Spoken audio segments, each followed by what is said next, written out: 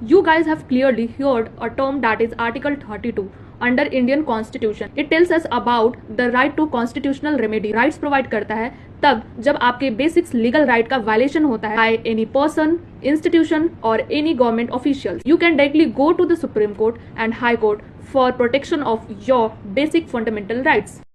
अब जब हमने आर्टिकल 32 की बात करी तो हम रिट की बात क्यों ना करें।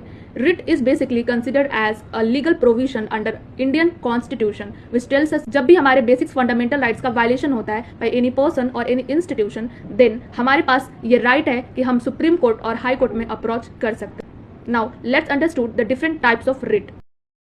हैबस कॉर्पस, जब किसी पर्सन को बिना रीजन बताए उसे कस्टडी में रख लिया गया हो, यानी हिरासत में रख लिया गया हो, या फिर बिना रीजन बताए उसको इलीगली डिटेन कर लिया गया हो, गिरफ्तार कर लिया गया हो। Second, mandamus. इस रिट में किसी भी गवर्नमेंट ऑफिशियल्स को ड्यूटी करने के लिए ऑर्डर देना, लाइक जब कोई भी गवर्नमेंट ऑफिशियल्स आपका काम नहीं कर रहा हो या फिर अपनी ड्यूटी को रिस्पॉन्सिबली निभा नहीं रहा हो, and you have right to file writ of mandamus. Third, prohibition. It means to prohibit, यानी स्टॉप। जब कभी भी लोअर कोर्ट अपने जुरिस्डिक्शन से बाहर जाकर किसी ऐसे मैटर्स को हेयर करती है जिनकी उन पे डिस्क्रिप्शन ही नहीं है, in that case supreme court and high court has the power to ask the question to the lower court.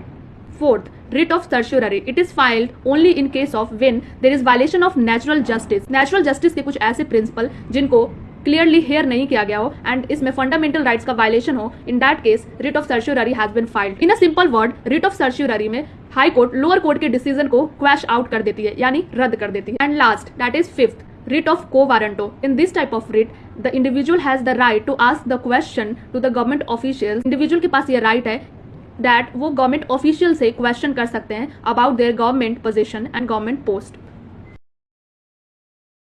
Now let's understood why writ is more important, because आपको ये बेसिक्स राइट प्रोवाइड करता है to ask the question to the authority and the government officials about their work, position and their activities, as well as writ is also help to provide speedy justice in case of violation of the basic fundamental right. writ कब लगा सकते हैं?